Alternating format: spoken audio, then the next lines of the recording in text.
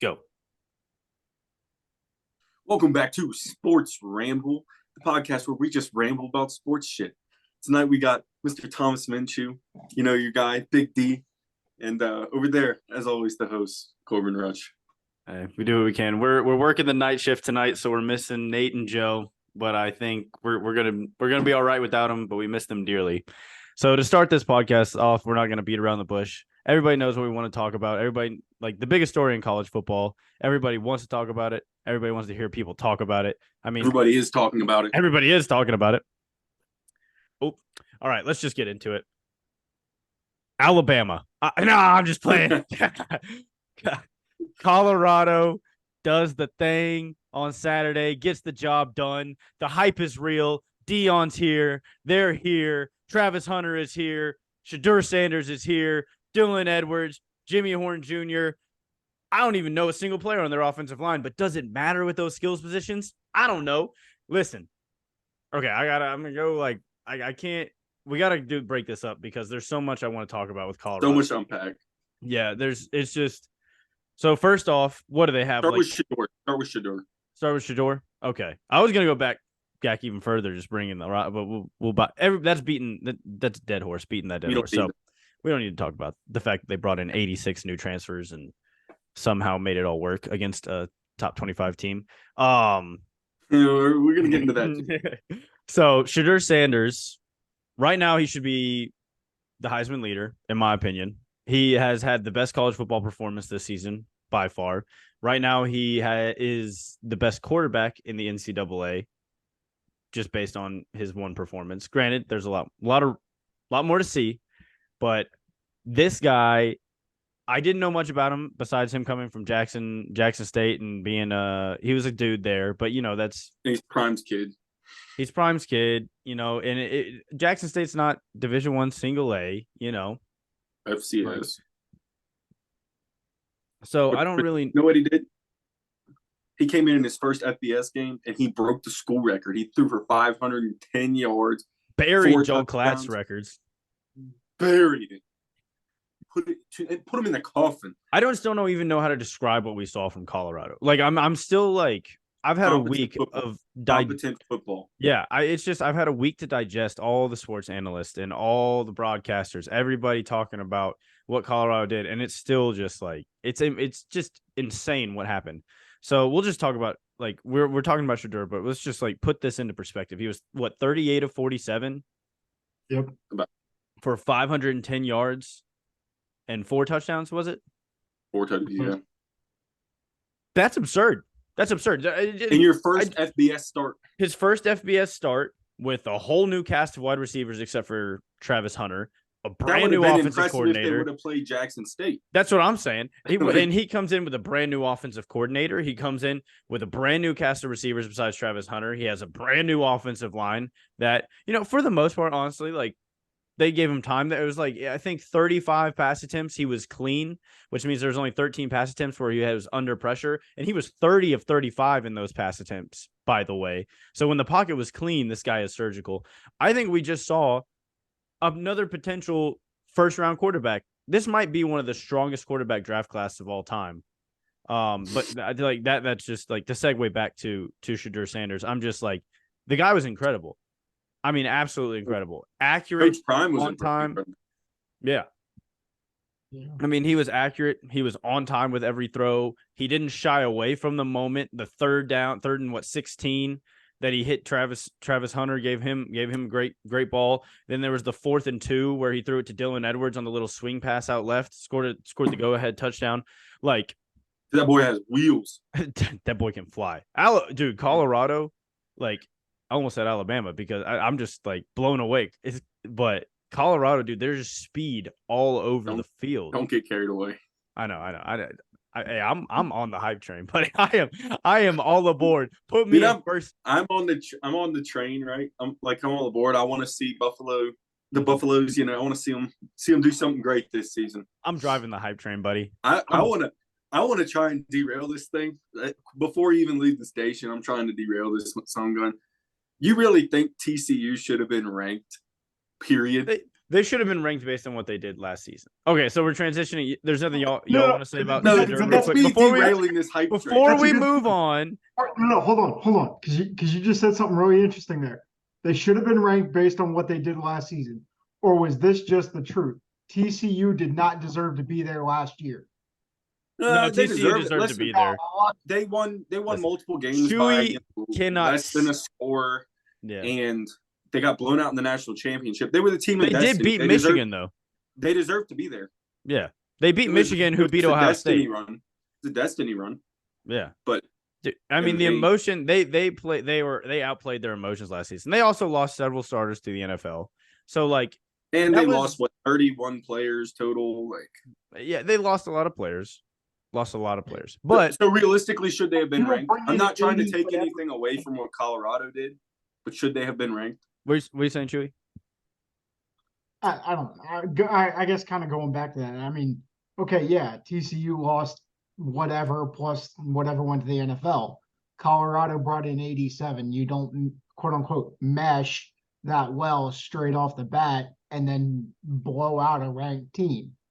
Or just not blow out, but outplay the living hell out of them. Yeah. Which they really did. It was a ball game. I wouldn't say outplayed the hell out of them. Offensively, Colorado outplayed TCU. The impressive thing is that they were 21-point dogs going into the game. 20 and a half. So I think the line was 20 and a half. So they were basically 21-point underdogs, and they come out and they win. And that's not not only did they cover, they won. Yeah. Like that is impressive. Don't get me wrong. The thing is, if Colorado had just been competitive, because they had lost by an average of 24 points last year. Yeah. This Colorado team lost. It was like the worst margin in. Like the next closest team. So like Colorado lost by an average of 24 points. The next closest team to them with a losing margin was like 14 points. Yeah. They had one win last year. It was against an FCS school. Their average margin of loss against FBS opponents was 24 points. And then they go out and they beat a ranked TCU. And granted, should TCU be ranked? I don't know. But Max Duggan was the backup quarterback going into last year. The guy that played Saturday, he was the starter last season. And I heard so much trash going into that game about how he was better than Max Duggan, and Max Duggan would have never gotten a shot if he didn't get hurt, blah, blah, blah. That quarterback looked like trash. He did not play good football. Well, dude, when you're going against the DBs over at Colorado too, I mean, how good can you be expected to be throwing the ball against that? But okay, so we tailspin way off there, way off. Let's bring you back a little bit. Finish up talking about Shedeur Sanders. TCU, we know they don't play defense. We saw it last year in the national championship game, and in the semifinal,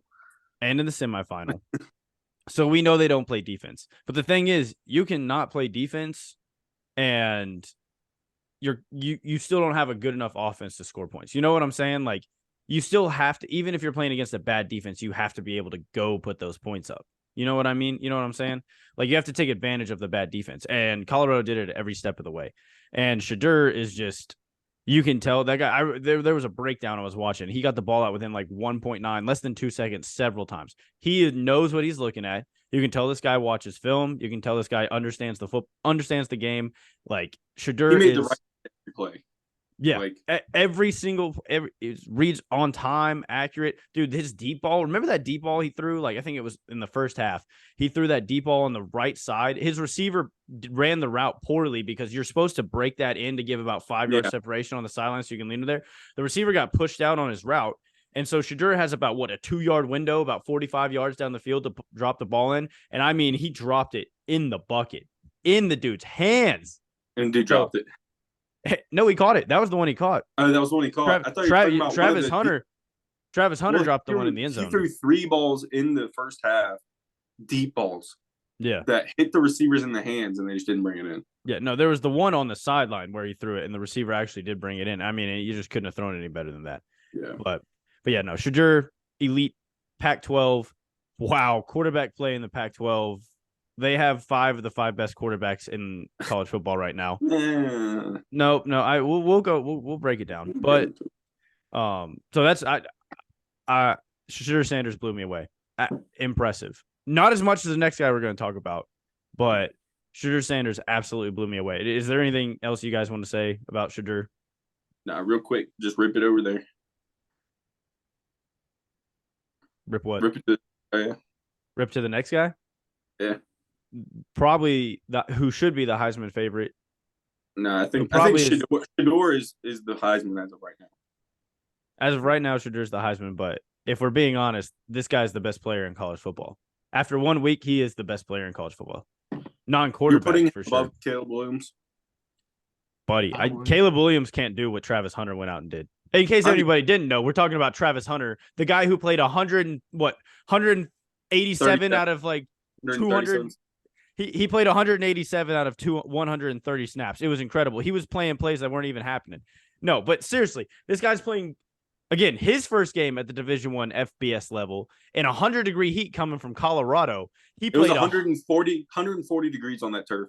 140 degrees on the turf. He plays 137 out of 145 possible snaps. That is correct, right? I think it was like 157 out of 160 or something like that. But he missed like 40 plays total. He played 87% of the snaps. 87% of the snaps.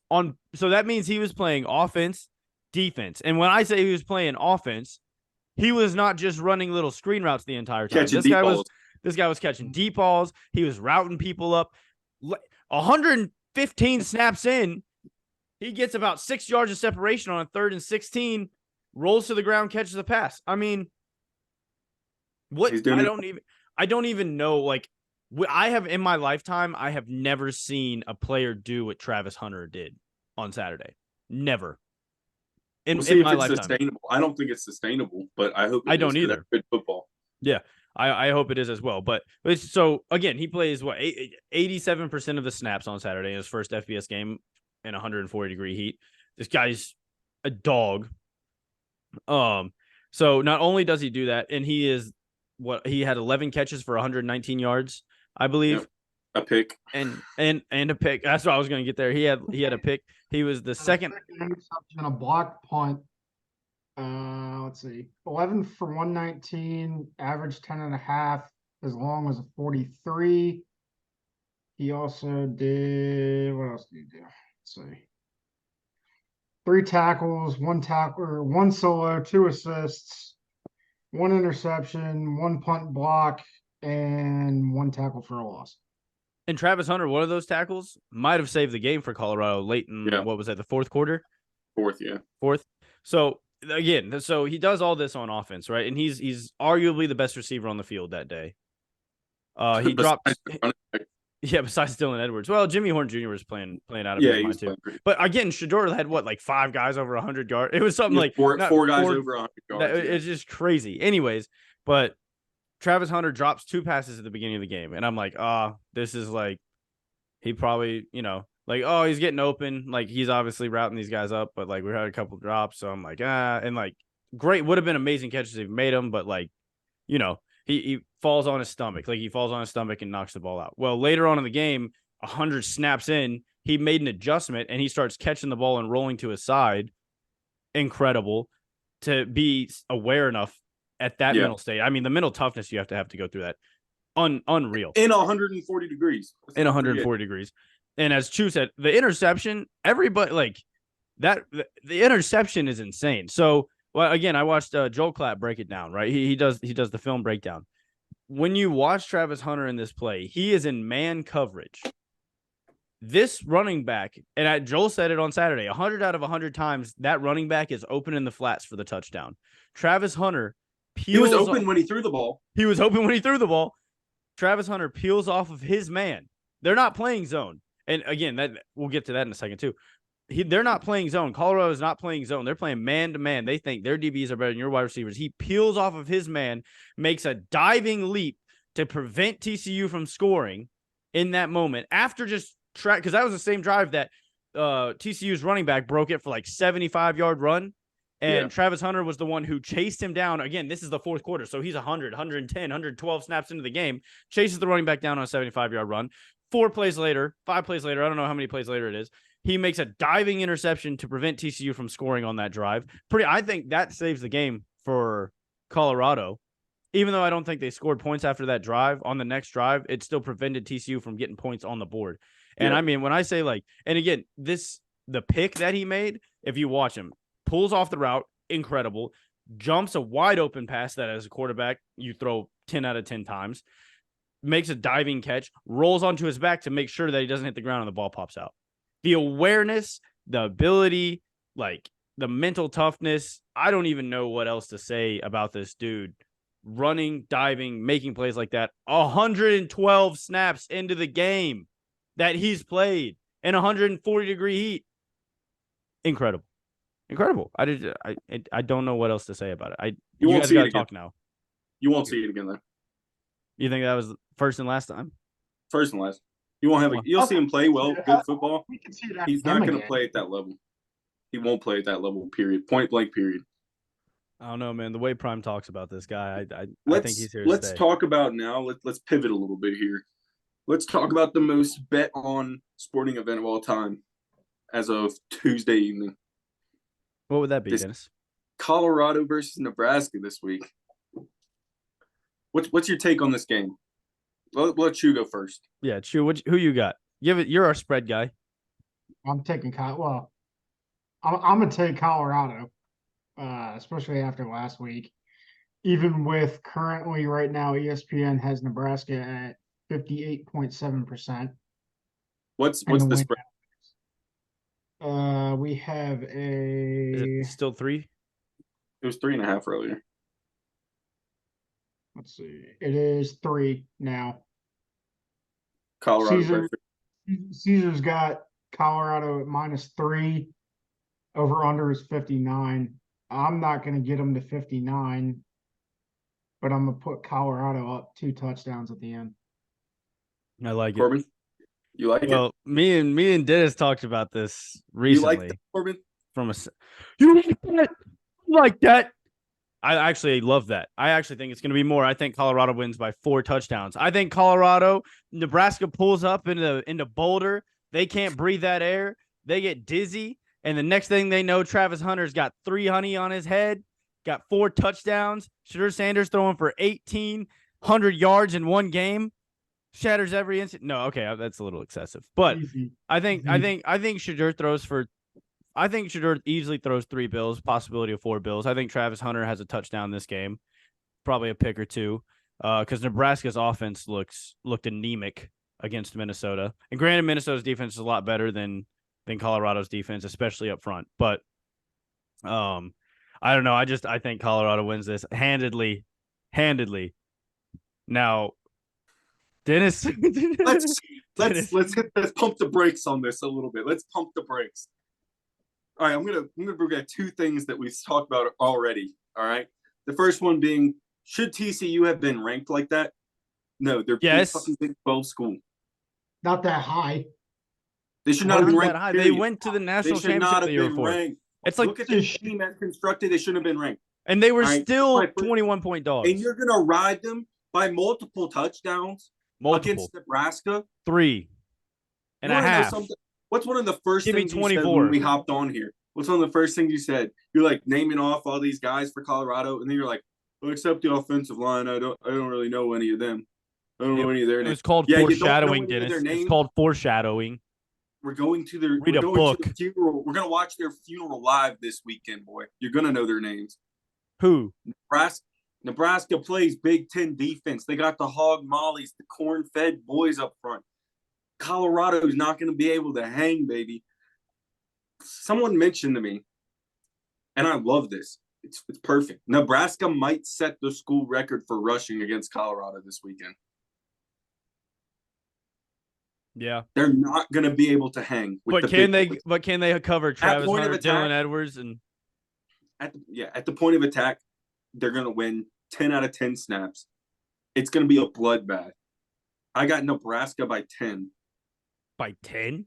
By 10. Dude, Nebraska's corners couldn't hang with Minnesota's speed, and I can promise you Colorado is a lot faster than Minnesota. We'll see. But I think that was outrageous. Absolutely outrageous. We'll see. Well, okay. We've talked enough about Colorado because that's all. I mean, that's the biggest thing in college football right now, if we're being completely honest. So we have to talk about the quarterback of the podcast. Like, honestly, the official quarterback of the Sports Ramble, the official quarterback of Sports Ramble, If you want us to sponsor you, we have no money, but we will mention you in every podcast because we love you. JJ McCarthy. You're Himothy, if you would. What was he, 305 yards, something like that, 310 yards, 3 touchdowns? I really want to start before we get into the stats or anything real quick. Mm-hmm. JJ, great game this weekend. You went out there and you silenced the haters. You were the life of that team, the heartbeat. You were the leader on the field, and you can tell.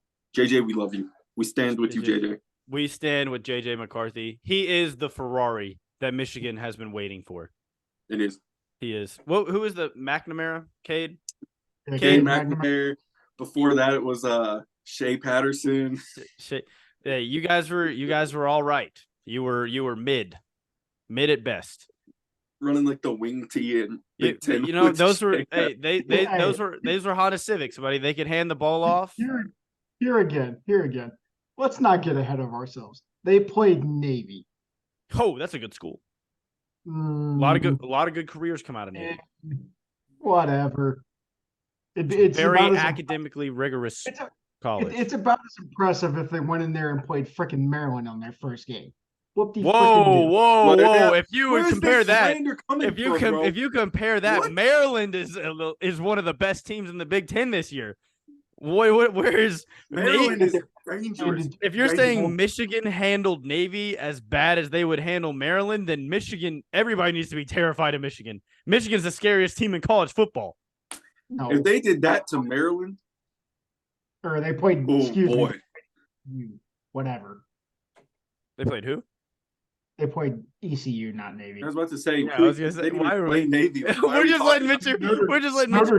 Notre Dame played Navy. Sam Hartman, that's the funniest dude in college football. Sam Hartman's the funniest guy in college football. He's got to be. Okay, that makes a whole lot more sense.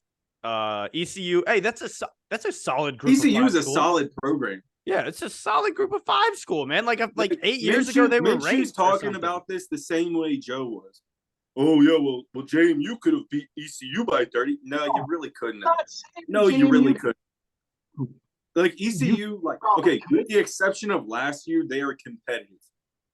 All right, let Chewy speak. We're talking over him pretty bad right now. No, keep going. No. You have the floor is yours, Chewy. Tell us all about how bad ECU is. Okay, whatever. And who's ECU beating that's relevant? Hey, 8 years ago, they beat Virginia Tech. I can count on 2 hands the amount of relevant football schools in the country. Congratulations, Colorado just made 10. ECU's not one. I'll buy that for a nickel. Can we talk about who's not going to? Okay, JJ McCarthy, we love you, Michigan. We're not really going to talk about you until Harbaugh comes back. We can talk about McCarthy in 3 weeks or whatever when they play. Let's see. 4 weeks when they play Nebraska. When they actually play some corn-fed homeboys that can actually play football. ECU can play football, bro. Yeah, against a Power 5 school, not against a big-time team. They can. I love Chewy. Chewy. We've gotten Chewy riled up, and now it's my favorite podcast we've ever done. It's my favorite podcast we've ever done. Why is he hating on? He's just meat riding right now. Because they don't matter. That is they true. They are irrelevant in title conference. That is when they compete, when they're competitive in the Big America this year, we'll see about it. Yeah, and next year when it's a 12-team playoff and they still get their ass kicked in the first round, it's not going to matter. Well, yeah. Okay, all right. Hey, put the claws back, honey. Put the claws away. Speaking of claws, should we talk about a creature that has claws? Or should we talk about the old Buckeye watch first? Your mouth. Should we talk? Okay, we'll go Buckeyes first. They are not going to be very good this year. No, if that game against Indiana was any indication of how good Ohio State is going to be, they're not going to be very good whatsoever. That was one of those boring games of football I've ever watched. I mean, dude. And you have probably the 2 best receivers in college football. 18 yards. I think they both combined for 18 yards.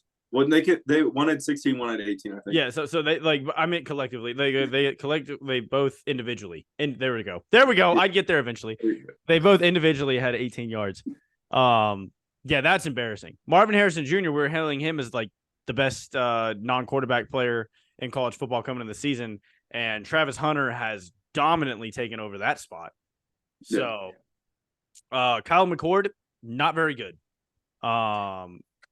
Really disappointing. Anemic. Anemic is a great word for that. Missed a lot of throws that you just gotta have. Against an Indiana defense that's not like necessarily stout. You know what I mean? Yeah. Like they're gonna play a lot better teams this year. The offensive line, that was what was depressing. The Ohio State's offensive line looked lost. They couldn't block Indiana. You think Michigan D lineman, Maryland D lineman? You think even Nebraska, Wisconsin, Notre Dame is going to eat Ohio State by 2 weeks?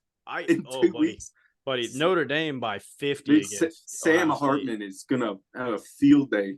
Now, again, it's Ohio State, so it could have just been their tune-up game. They're trying to figure out things that work and whatnot, and then we'll see them come back. Who's calling plays at Ohio State? Nobody even knows who's calling plays there right now. Remember, Ryan Day said he was going to hire an offensive coordinator to come in and call plays, and now we don't know if he's kind of Ryan Day. Yeah. So I don't know what's going on. Ohio State, you looked bad. And there's nothing else we can say about it. You looked bad. Kyle McCord didn't look very good. You didn't get the ball to your playmakers. Your offensive line got bullied by a much smaller, and a much less talented, less athletic, less talented Indiana defensive line. So Ohio State, there's a lot to fix.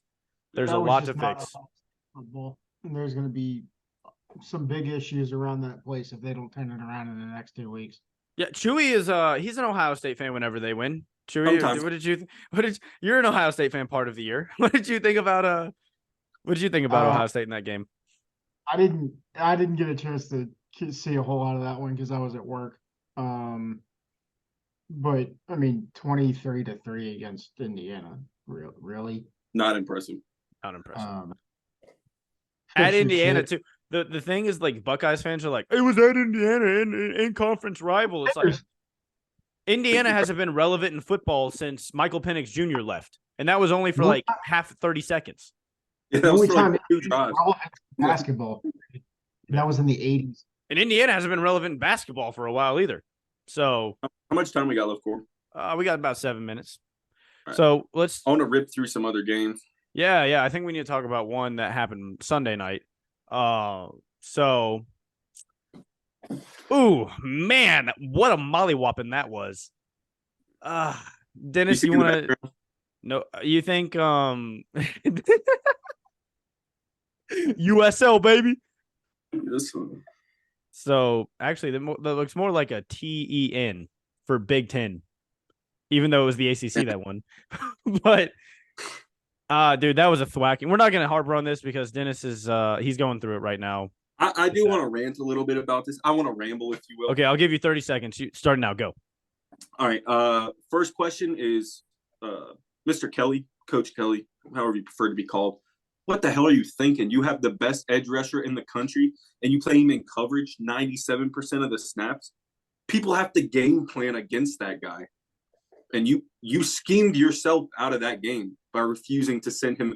When you got a dog, you put the dog on the line and you let the dog eat. You don't make him run around center field.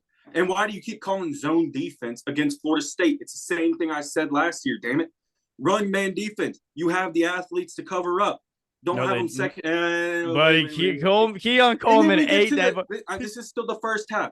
Second half. Dude, you got to figure out that DB situation because one-on-one, you were getting cooked up. They were getting it caught on their domes. You couldn't stop a freaking cold. Just, oh, my God. All right, that's enough for now. Yeah, Brian Kelly I'm not even going to talk about the offense. I'm not even going to talk about anemic. Anemic is the word of this podcast because LSU was anemic on offense. And I was riding Jaden Daniels' meat for 9 months. Who was your Heisman favorite going into that game? Jaden Daniels. And now it's Shedeur Sanders. And he looked like dog shit. What a world. So, yeah, LSU disappointing. Florida State, good for you. You look like contenders this year. Again, Florida State went hard in the portal. So now we got to shift over ACC. Let's go to the next ACC that was supposed to be the premier team, Clemson. Wow. Chewy's got a lot. I think Chewy's got some words to say. Chewy, go off. Let them know. Let the fans know what happened with Clemson. Hey, that boy, Dabo Sweeney, got to figure out his shit. Bad. You got beat by Duke. not just beat, handled. You got wrecked by Let's give Duke a little credit about Your how quarterback fast is they a played freak. and how fast they played on defense. Like Your Clemson. Okay, Dabo. Okay, sorry, Chew. I know this is your moment, but like I just got to get on this. Dabo has got to adapt. He is trying to still play homegrown. I'm gonna get my bowlers from South Carolina, North Carolina, wherever they're coming from. I'm gonna get my boys from the Southeast.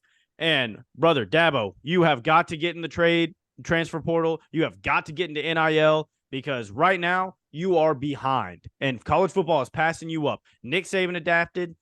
Dion came in and just wrote the book for it. And even like Kirby Smart's adapted. Lincoln Riley. You have to grow up and adapt. I know it's not what you want to do, but buddy, you're one of the premier college football programs for like the last 8 years. You've been relevant. That was embarrassing. All right, go ahead, Chewy. I don't know, man. Like at this point, like I think you just summed it up.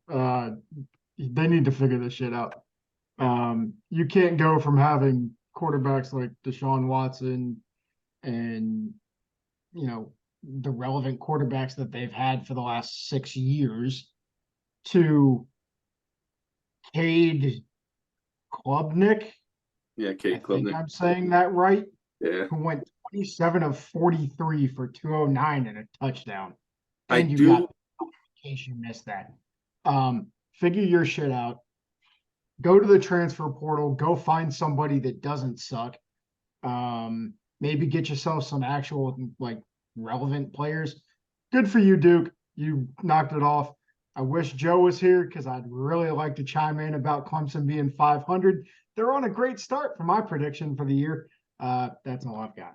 Oh, I forgot. Dude, Chewy might be on to something. Chewy might have been on to something. Chewy, 500. Get that boy his soup because he's eating. I think you actually said something to perfectly segue into like this thing I want to talk about real quick. You talked about the quarterback situation and how bad TJ Uiagalelei, however you pronounce his name, played at Clemson. Outstanding at Oregon State. Outstanding. Bro, Oregon State they're legit. is a serious team this year. Oregon State's probably top 3 in the Pac-12. Okay, we're running down the last 2 minutes, boys. Let's speak because this is the perfect segue. Pac-12 right now, you have I was a little jumped the gun on that. You have 4 out of the 5 best quarterbacks in the country. You got Caleb Williams, Michael Penix Jr. Wow, that dude is incredible. Wow is correct. I don't even that we're gonna have to do a whole pod on that guy too. Shedeur Sanders, Bo Nix, as much as I hate to say it, and Drake May. Drake May's up there as well. He's probably the second best quarterback. Jordan Travis is up there. Where's the SEC right now in quarterback? Like, what is that place? Yeah, thank you. That's the word I was looking. They're in quarterback purgatory right now. Joe Milton's the only quarterback that has a name in the SEC. Where's the SEC? And he did not play exceptionally well. And no, I mean he played good, but you're playing Virginia. So the SEC 1-2 against non-conference opponents this opening week, not ideal. No. So SEC, are they overrated? Pac-12 is the only undefeated conference left. You better fucking stop. You better stop. I'm just saying, Pac-12's only undefeated conference left after opening weekend. Wow. What college football is here, and the Pac-12, who's being completely disbanded, is the best conference in college football right now. That's crazy. I think we need to follow up potty this weekend. I want to say this about the SEC. I think Sunday night. Georgia, as number 1 in the country and you're defending champion, you looked like shit. Yeah. You played UT Martin, and the score was what? 40s, high 40s? Yeah. So whatever. Yeah, it was not good. But all right, we got to wrap it up. Thank you guys for stopping by with us. We're going to have a follow-up podcast. We're going to talk a little bit more about this. We love you guys. Subscribe, like, comment, click that notification bell, and stop by with us next time. Peace.